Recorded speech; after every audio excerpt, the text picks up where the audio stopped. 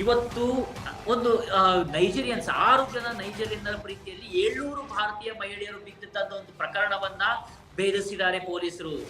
6 ಜನ ನೈಜೀರಿಯನ್ನರ ಪ್ರೀತಿಯಲ್ಲಿ 700 ಭಾರತೀಯ ಮಹಿಳೆಯರು ಬಿದ್ದಂತ ಒಂದು ಪ್ರಕರಣ ಇದು ಸ್ನೇಹಿತರೆ.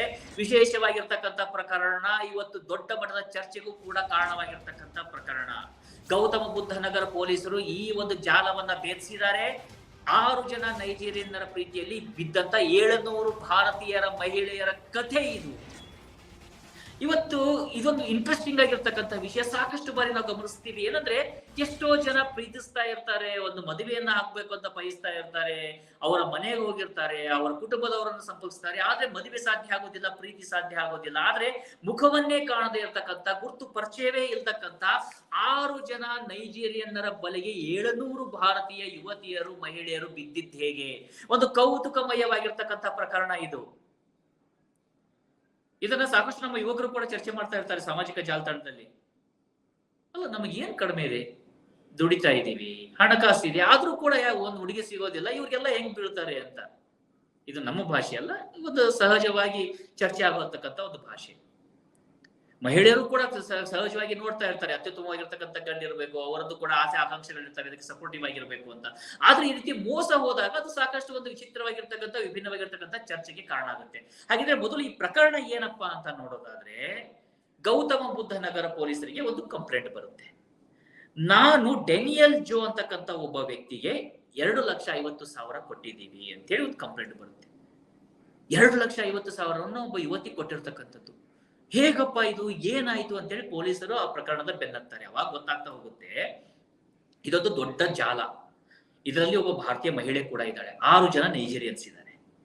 ಈ ನೈಜೀರಿಯನ್ಸ್ ಏನ್ ಮಾಡ್ತಾರೆ, ಸಾಮಾಜಿಕ ಜಾಲತಾಣಗಳಲ್ಲಿ ಮಹಿಳೆಯರ ಜೊತೆಯಲ್ಲಿ ಮೆಸೇಜ್ ಅನ್ನ ಮಾಡುವಂಥದ್ದು, ಫ್ರೆಂಡ್ಶಿಪ್ ಅನ್ನ ಮಾಡ್ಕೊಳ್ಳುವಂಥದ್ದು.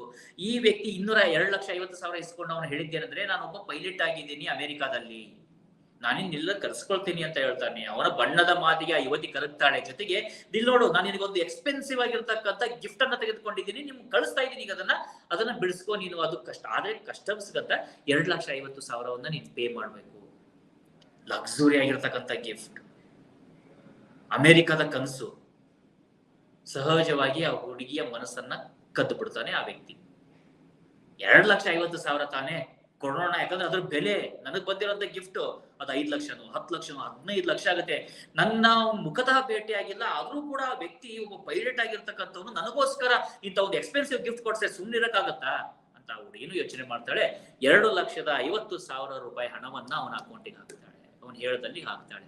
ಏನಾಯ್ತು? 2,50,000 ಇಲ್ಲ, ಅವನ ಕಾಂಟ್ಯಾಕ್ಟು ಇಲ್ಲ, ಗಿಫ್ಟು ಇಲ್ಲ. ಇದು ಮೋಸದ ಜಾಲ ಅಂತ ಪತ್ತೆ ಆಗುತ್ತೆ. ಆಗ ಪೊಲೀಸರು ಏನ್ ಮಾಡ್ತಾರೆ, ಇನ್ವೆಸ್ಟಿಗೇಷನ್ ಅನ್ನ ಮಾಡ್ತಾರೆ, ಹೋಗ್ತಾರೆ, ಹುಡುಕ್ತಾರೆ, ಜಾಲವನ್ನ ಭೇದಿಸ್ತಾರೆ. ಇದಕ್ಕೆ ಸಂಬಂಧಪಟ್ಟ ಹಾಗೆ ಸದ್ಯಕ್ಕೆ 6-7 ಜನರನ್ನ ಅರೆಸ್ಟ್ ಮಾಡಿದ್ದಾರೆ. ಅದರ ಅವರುಗಳನ್ನ ಹೆಸರನ್ನ ನೋಡೋದಾದ್ರೆ, ಡೆನಿಯಲ್ ಜಾನ್ ಅಂತ ಇವನು ಘಾನಾದವನು, ಕಲ್ವಿನ್ ಒಕಾಫಾರ್ ಗೈಸ್ ಅಂತ ನೈಜೀರಿಯನ್, ಉಚೇನಾ ಇಗ್ಬು ನೈಜೀರಿಯನ್ ಅವನು, Jonas ಡೆಕ್ಕಾ ಘಾನಾದವನು, ಹಿಬೀಬ್ ಫೊಫಾನಾ ivory ಕೋಸ್ಟ್ನವನು, ಇಕ್ಸಾ ಸಾಗಿರ್ ನೈಜೀರಿಯಾದವನು, ಓಯೋಮಾ Lisa Dominic Nigerian ಮಹಿಳೆ.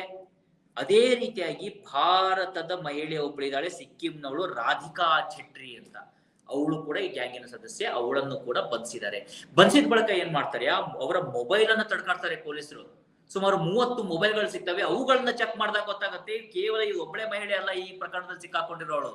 600ರಿಂದ 700 ಮಹಿಳೆಯರು ಈ ಪ್ರಕರಣದಲ್ಲಿ ಸಿಕ್ಕಾಕೊಂಡಿದ್ದಾರೆ, ಮೋಸ ಹೋಗಿದ್ದಾರೆ. ಕಾಣದ ವ್ಯಕ್ತಿ, ನಾವೀಗ ಹುಡುಗಿಯಾಗಿದ್ರೆ ಹೇಳ್ಬೋದಿತ್ತು ಬೆಳದಿಂಗಳ ಬಾಲೆ ಅಂತ. ಇವನು ಬೆಳದಿಂಗಳ ಬಾಲನ ಅಥವಾ ಅಮಾಸೆ ಕತ್ಲ ಗೊತ್ತಿಲ್ಲ, ಯಾರೋ ಗೊತ್ತಿಲ್ಲ. ಒಟ್ನಲ್ಲಿ ಪ್ರೀತಿಯ ಗ್ರಹಣವನ್ನ ಬಿಟ್ರು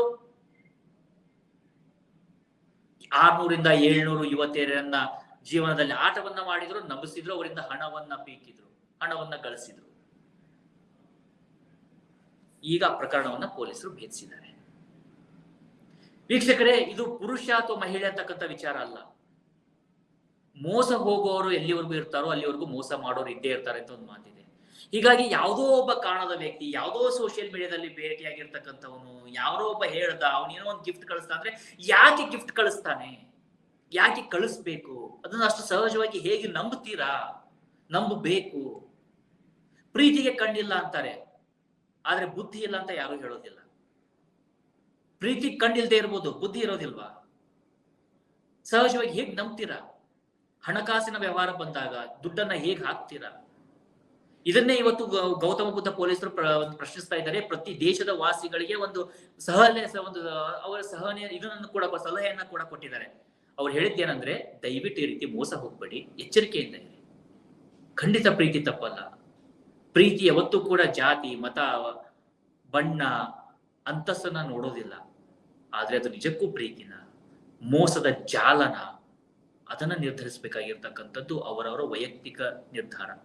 ಮೋಸ ಹೋದ ಬಳಿಕ, ಯಾವುದೋ ದೇಶಕ್ಕೆ ಹೋದ ಬಳಿಕ, ಈಗ ನೋಡಿ, ಈ 6 ಜನ ಬಂದಿದಾರಲ್ಲ, ಇದರಲ್ಲಿ ಮತ್ತೊಂದು ವಿಶೇಷ ಅಂದ್ರೆ, ಕೇವಲ ಇಬ್ಬರಿಗೆ ಒಂದು ಭಾರತದ ವೀಸಾ ಇರ್ತಕ್ಕಂಥವ್ರು, ಉಳಿದ 4 ಜನ ಅಕ್ರಮವಾಗಿ ಭಾರತದಲ್ಲಿ ವಾಸಿಸ್ತಾ ಇದ್ದಾರೆ.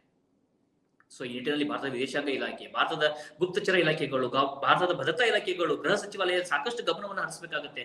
ಯಾರೇ ಇರಲಿ, ಜಾತಿ, ಮತ, ಪಂಥ ಅಂತಲ್ಲ, ಅಥವಾ ಅವರ ದೇಶ ಅಂತಲ್ಲ, ವರ್ಣ ಅಂತಲ್ಲ, ಯಾರೇ ಕೂಡ ಭಾರತದಲ್ಲಿ ಕಾನೂನುಬದ್ಧವಾಗಿದ್ದಾಗ ಖಂಡಿತ ಅವರನ್ನ ಗೌರವಿಸೋಣ, ಅವರಿಗೆ ಬೇಕಾದಂತ ಅವಕಾಶಗಳನ್ನು ಮಾಡಿಕೊಡೋಣ. ಶಿಕ್ಷಣ ಇರ್ಲಿ, ಯಾಕಂದ್ರೆ ಅಲ್ಲಿ ಬಡತನ ಇದೆ, ಶಿಕ್ಷಣಕ್ಕೋಸ್ಕರ ಭಾರತಕ್ಕೆ ಬರ್ತಾರೆ, ಬರ್ಲಿ. ಆದರೆ ಕಾನೂನು ವಿರುದ್ಧವಾಗಿ, ಕಾನೂನನ್ನ ಮೀರಿ ಭಾರತದಲ್ಲಿ ಇರ್ತಕ್ಕಂಥವ್ರು, ವೀಸಾವನ್ನ ಮೀರಿ ಇರ್ತಕ್ಕಂಥವ್ರನ್ನ ಹುಡುಕಿ ಡಿಪೋರ್ಟ್ ಮಾಡಲೇಬೇಕು. ಇದು ಭಾರತದ ಒಂದು ರಾಷ್ಟ್ರೀಯ ಭದ್ರತೆ ವಿಚಾರವೂ ಹೌದು, ವೈಯಕ್ತಿಕವಾಗಿ ಈ ರೀತಿಯಾಗಿರ್ತಕ್ಕಂಥ ಕ್ರೈಮ್ ಅನ್ನ ತಡೆಗಟ್ಟುವಂತ ವಿಚಾರ ಕೂಡ ಇರ್ಬೋದು. ಹೀಗಾಗಿ ಎಚ್ಚರಿಕೆಯಿಂದ ಇರೋಣ.